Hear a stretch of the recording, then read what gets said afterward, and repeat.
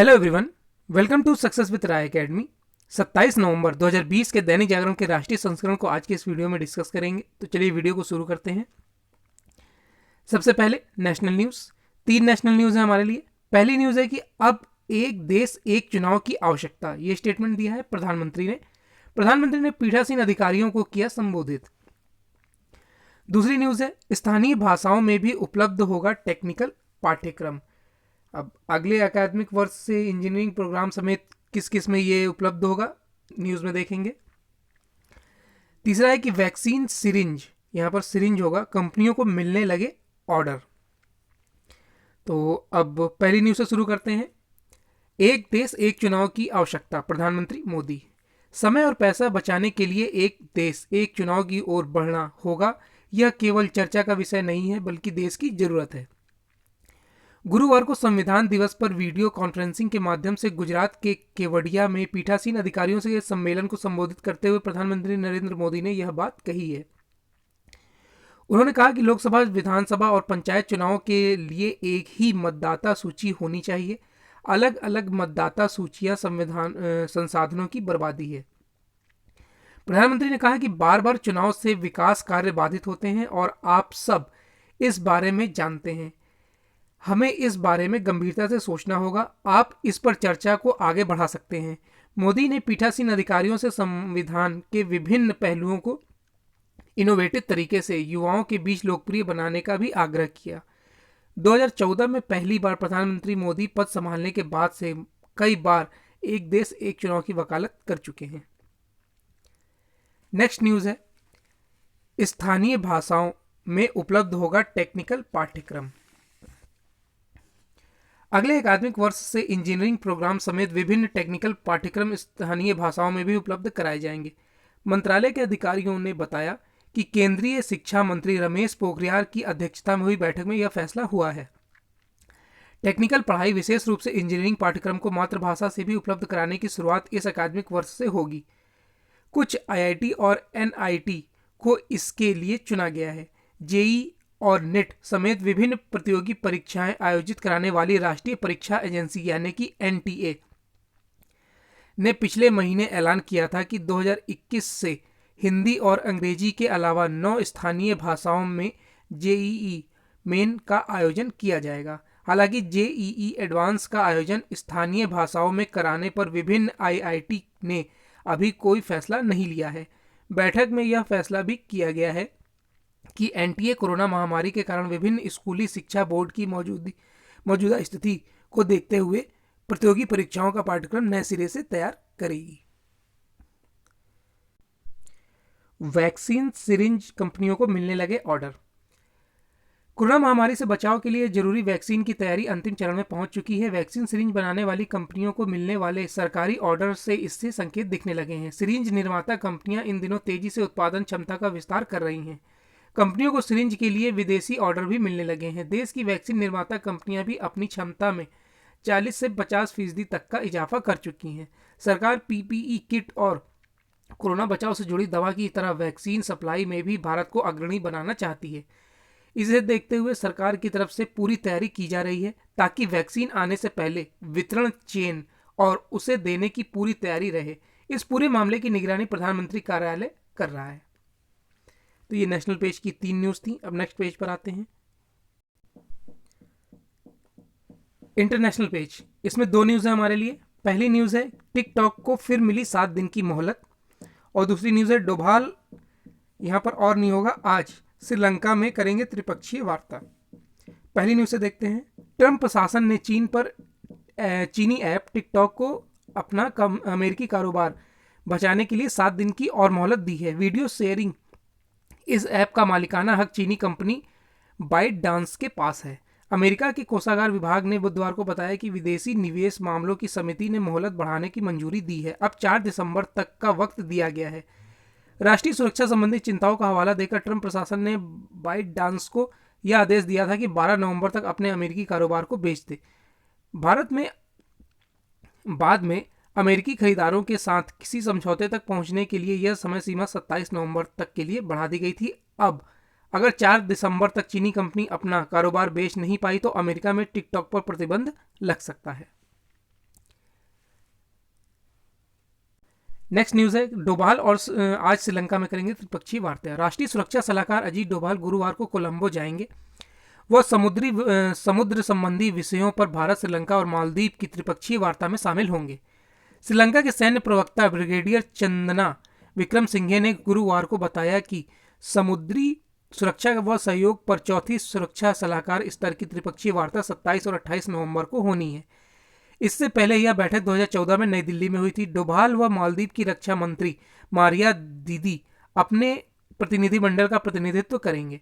बैठक में बांग्लादेश, मॉरिशस और सेशल्स के पर्यवेक्षक शामिल होंगे। बैठक में समुद्री सुरक्षा समेत जागरूकता, कानूनी पहलू, बचाव राहत अभियान, प्रदूषण से सजगता, सूचना संबंधी नशीले पदार्थों आदि विषयों पर विचार विमर्श होता है। तो ये इंटरनेशनल पेज की 2 न्यूज़ थी। नेक्स्ट पेज पर आते हैं। नेक्स्ट पेज है बिजनेस पेज। बिजनेस पेज में 3 न्यूज़ हैं। पहली न्यूज़ है उम्मीद से बेहतर रहेगी विकास दर।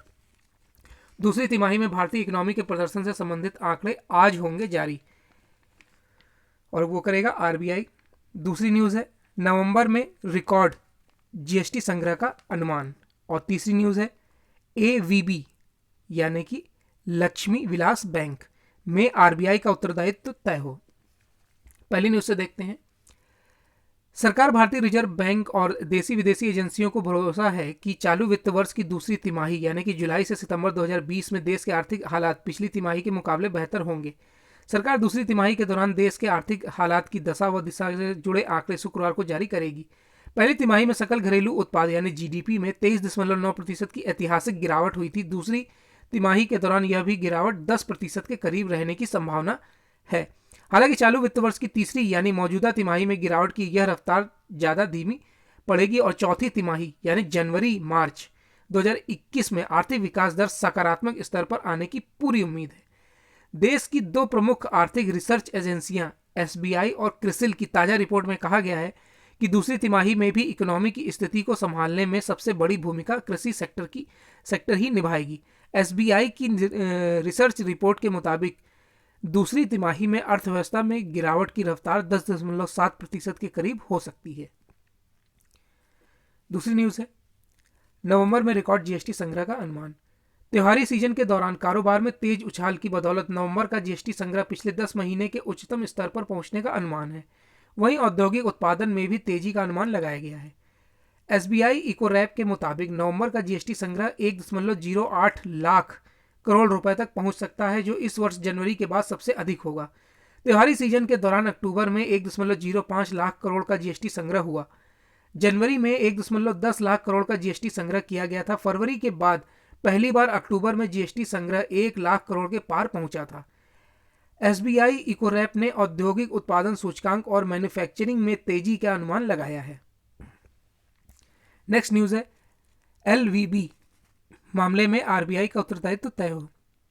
निजी क्षेत्र के कर्जदाता लक्ष्मी विलास बैंक के डीबीएस बैंक इंडिया लिमिटेड यानी डीबीआईएल में विलय को लेकर बैंकों के कर्मचारी संघ ने पूरे मामले में आरबीआई का उत्तरदायित्व तय करने की मांग की है। वित्त मंत्री निर्मला सीतारमण को लिखे एक पत्र में अखिल भारतीय बैंक कर्मचारी संघ ने कहा है कि एलवीबी के वित्तीय संकट व इसके विदेशी बैंक के हाथों में जाने के पूरे घटनाक्रम में भारतीय रिजर्व बैंक की भूमिका को लेकर गहरे सवाल खड़े होते हैं, क्योंकि देश में बैंकों की मॉनिटरिंग व नियमन की जिम्मेदारी आरबीआई की है। ऐसे में 90 वर्षों से अच्छा प्रदर्शन कर रहे बैंक के पिछले 3 वर्षों के खराब रिकॉर्ड के आधार पर किसी विदेशी बैंक को सौंपना उचित नहीं लगता। संघ ने यह भी कहा है कि देश के किसी बैंक को विदेशी संस्था को सौंपना केंद्र सरकार के आत्मनिर्भर भारत अभियान के सिद्धांत के विरुद्ध है। एलवीबी का विलय देश के ही किसी बैंक के साथ करने की कोशिश होनी चाहिए थी। कर्मचारी संघ ने सवाल पूछा कि आरबीआई द्वारा किस मूल्यांकन के आधार पर बैंक का विलय बिना किसी कीमत के कर दिया गया है। इसमें केंद्रीय बैंक को पारदर्शिता बरतनी चाहिए थी। तो ये बिजनेस पेज की 3 न्यूज़ थी। अब नेक्स्ट पेज पर आते हैं। नेक्स्ट पेज है हमारा एडिटोरियल पेज। एडिटोरियल पेज में 3 आर्टिकल हैं। पहला आर्टिकल है आदिवासियों की आड़ में अनुचित मांग। सरना धर्म कोड वनवासी हित में कम और हिंदू समाज में टकराव और जनजातीय वर्ग को मोदी सरकार के खिलाफ लामबद्ध करने का प्रयास अधिक दिखता है। इसी पर लिखा गया है आर्टिकल, और यह आर्टिकल लिखा है इंडिक एकेडमी के सदस्य एवं स्तंभकार विकास सारस्वत द्वारा।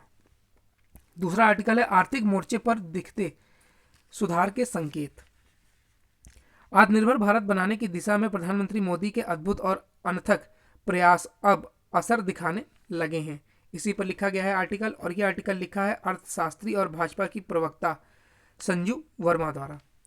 दूसरा आर्टिकल है एक साथ चुनाव का विचार। जिस तरीके से प्रधानमंत्री मोदी ने एक देश एक चुनाव की मांग को जायज बताते हुए उस पर विचार करने को कहा है, उसी पर लिखा गया है ये आर्टिकल। तो पहले आर्टिकल से शुरू करते हैं। आदिवासियों की आड़ में अनुचित मांग।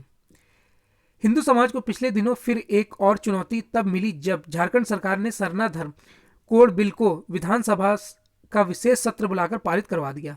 लगभग 4 दशक से समय समय पर उठती रही इस मांग को सत्ताधारी झारखंड मुक्ति मोर्चा ने अपने चुनाव घोषणा पत्र में भी शामिल किया था। सरना धर्म कोड बिल के समर्थन में दलील दी गई थी कि आदिवासियों वनवासियों की धार्मिक पहचान हिंदू न होकर पृथक सरना धर्म से है और इस कारण केंद्र सरकार जन जागरण के लिए निर्धारित फॉर्म में 6 प्रमुख धर्मों के बाद 7वां कॉलम सरना धर्म के लिए उपलब्ध कराएगा। उल्लेखनीय है कि क्या वास्तव में वनवासी हिंदू समाज से पूरी तरह भिन्न है। संविधान निर्माताओं की नज़र में वनवासी हिंदू समाज के विभिन्न अंग हैं और उसी हिंदू समाज से पनपे विभेद का संज्ञान लेते हुए अनुच्छेद 342 के तहत वनवासियों को जनजाति का दर्जा और संबंधित लाभ देने के प्रावधान किए गए हैं। दरअसल जिस सरना धर्म के लिए अलग से जनसांख्यिकी प्रावधान की मांग की जा रही है वह ना तो ऐतिहासिक पृष्ठभूमि है और ना ही सरना शब्द का जनजाति शब्दावली में कहीं उल्लेख है। जिस सरना शब्द का प्रचलन केवल रांची के आसपास के 4-5 जिलों तक ही सीमित है, उसका आशय भी धार्मिक मान्यताओं से नहीं बल्कि उन पवित्र साल या महुआ वृक्षियों से है जिन्हें वनवासी पूजनीय मानते हैं। जनजातीय लोग बड़े स्तर पर न सिर्फ शिव पार्वती और दुर्गा की पूजा करते हैं बल्कि उनके नामांकन भी हिंदू देवी देवताओं के नामों पर होते हैं। स्वयं मुख्यमंत्री हेमंत सोरेन के पिता का नाम शिबू यानी शिव पर है, जो उनके दिवंगत बड़े भाई का नाम दुर्गा सोरेन था। दुर्गा सोरेन की पत्नी का नाम सीता सोरेन था, जो अभी जामा से विधायक हैं। प्रकृति पूजा और जीवात्मा का पुट हिंदू धर्म में इतना गहरा है कि अंग्रेजी शासन में भी वनवासियों के लिए जनगणना में अलग प्रावधान के बावजूद तत्कालीन अधिकारियों ने बार बार माना कि यह भेद कृत्रिम एवं अव्यवहारिक है। हिंदू मूलतः प्रकृति पूजक हैं और इस नाते जनजातीय जीवात्मा और हिंदू धर्म में कोई स्पष्ट भेद नहीं किया जा सकता। साफ है कि यथार्थ से परे और अव्यवहारिक सरना धर्म कोड की मांग वनवासी हित में कम और समाज में टकराव और जनजातीय वर्ग को मोदी सरकार के खिलाफ लामबद्ध करने का प्रयास अधिक नजर आता है। नेक्स्ट है आर्थिक मोर्चे पर दिखते सुधार के संकेत। चालू वित्त वर्ष की सितंबर तिमाही में आर्थिक मोर्चे पर कई अच्छे संकेत देखने को मिले हैं। इस दौरान ब्रिटानिया इंडस्ट्री के शुद्ध लाभ में 23.23% की वृद्धि हुई है। वहीं कोलगेट के मुनाफे में 26.6% का इजाफा हुआ है। दिग्गज सीमेंट कंपनियों में शामिल एसीसी के परिचालन में 20.47% की तेजी आई, जो अल्ट्राटेक ने 113% का लाभ दर्ज किया। इस तरह कोविड महामारी और लॉकडाउन की मुश्किलों से उबरते हुए आईसीआईसीआई बैंक के शुद्ध लाभ में 6 गुना तेजी आई, जबकि निजी क्षेत्र में देश के सबसे बड़े बैंक एचडीएफसी बैंक के शुद्ध लाभ में 18.4% की वृद्धि हुई। तमाम अनिश्चितताओं के बीच ये आंकड़े यही दर्शाते हैं कि प्रधानमंत्री नरेंद्र मोदी के नेतृत्व में विगत 3 महीने में अर्थव्यवस्था वापस गति पर पकड़ रही है। भारत का कोविड रिकवरी रेट करीब 94% है, जो फिलहाल दुनिया में सबसे अधिक है। वहीं कोरोना से होने वाली मृत्यु दर 1.47% है, जो दुनिया में सबसे कम है। समग्र मांग में हो रहे सुधार बनावटी नहीं बल्कि वास्तविक हैं। आंकड़े खुद इसकी गवाही दे रहे हैं। जैसे मारुति सुजुकी ने अक्टूबर में 1.82 लाख कारें बेची थी, उसकी बिक्री में करीब 19% की तेजी आई है। इस वर्ष नवरात्र में मारुति ने 95,000 कारों की बिक्री की, जबकि पिछले वर्ष नवरात्र में उसकी 65,000 कारें बिकी थी। वहीं हुंडई की क्रेटा और i20 जैसी कारों में ग्राहकों को 2 से 3-4 महीने का इंतजार करना पड़ रहा है। हमारी अर्थव्यवस्था की रीढ़ बन चुके सेवा क्षेत्र में भी सुधार प्रत्यक्ष दिख रहा है। सितंबर में सेवा क्षेत्र का मुख्य सूचकांक 49.8 के स्तर पर आ गया, और जो अप्रैल में 5.4 के रिकॉर्ड न्यूनतम स्तर पर पहुंच गया था। वहीं मैन्युफैक्चरिंग पीएमआई भी अक्टूबर में 58.9 के स्तर पर पहुंच गया, जो वर्ष 2008 के बाद से उसका सबसे ऊंचा स्तर है। स्पष्ट है कि आत्मनिर्भर भारत बनाने की दिशा में प्रधानमंत्री मोदी के अद्भुत और अनथक प्रयास अब असर दिखाने लगे हैं। यही कारण है कि अगले वित्त वर्ष के लिए जहां IMF ने भारतीय अर्थव्यवस्था के लिए 8.8% की वृद्धि दर का अनुमान व्यक्त किया है, वहीं गोल्डमैन सैक्स के मुताबिक यह 13% की दर से बढ़ेगा। इन अनुमानों का यही सार है कि अब भारत दुनिया की सबसे तेजी से बढ़ती अर्थव्यवस्था बनेगा। एक साथ चुनाव पर विचार, हमारा अगला आर्टिकल है। यह उल्लेखनीय है कि प्रधानमंत्री नरेंद्र मोदी ने पीठासीन अधिकारियों के सम्मेलन में एक देश एक चुनाव की आवश्यकता नए सिरे से रेखांकित की है। उम्मीद की जानी चाहिए कि इस आवश्यकता की पूर्ति की दिशा में तेजी से आगे बढ़ता जाएगा। एक देश एक चुनाव का हिस्सा वह विचार है जिसकी चर्चा पिछले कई वर्षों से हो रही है, लेकिन किसी दिशा पर पहुंचती नहीं दिख रही है। इसका कारण यह है कि अधिकांश विपक्षी दल राष्ट्रीय हितों को प्राथमिकता देने के साथ स्थान पर क्षुद्र राजनीति हितों को ध्यान में रखकर अपना दृष्टिकोण पेश करने में लगे हुए हैं। विपक्षी राजनीतिक दलों के ऐसे रवैये को देखते हुए उचित यही होगा कि सरकार इस विचार को अमल में लाने के लिए अपने स्तर पर आगे बढ़े। जिस किसी विचार पर अमल का समय आ गया हो उस पर देरी करना ठीक नहीं है। आखिर एक यह तथ्य है कि स्वतंत्रता के बाद 1.5-2 दशक तक लोकसभा और विधानसभाओं के चुनाव एक साथ होते थे और किसी को कोई समस्या नहीं थी। फिर वही काम अब क्यों नहीं हो सकता है? यदि यह काम नहीं हो पा रहा तो केवल संकीर्ण स्वार्थों के कारण। ऐसे स्वार्थ ना तो राष्ट्र के हित में है और ना ही राजनीति के। तो ये एडिटोरियल पेज के 3 आर्टिकल थे। नेक्स्ट पेज पर आते हैं। नेक्स्ट पेज है हमारा स्पोर्ट्स पेज। स्पोर्ट्स पेज में एक न्यूज़ है, जोनल आधार पर हो सकती है रणजी ट्रॉफी। कोरोना काल में भारतीय क्रिकेट कंट्रोल बोर्ड यानी BCCI ने किसी तरह संयुक्त अरब अमीरात में इंडियन प्रीमियर लीग का आयोजन तो करा लिया, लेकिन अब उसके सामने सबसे बड़ी चुनौती बंद पड़े घरेलू क्रिकेट का आयोजन कराना है। इसके लिए वह कई योजनाओं पर काम कर रहा है, जिसमें से एक रणजी ट्रॉफी को जोनल आधार पर कराना भी है। BCCI ने सभी राज्य संघों में से ऐसे मेजबान शहरों के नाम मांगे हैं जहां पर 2 या 2 से ज़्यादा स्टेडियम हैं।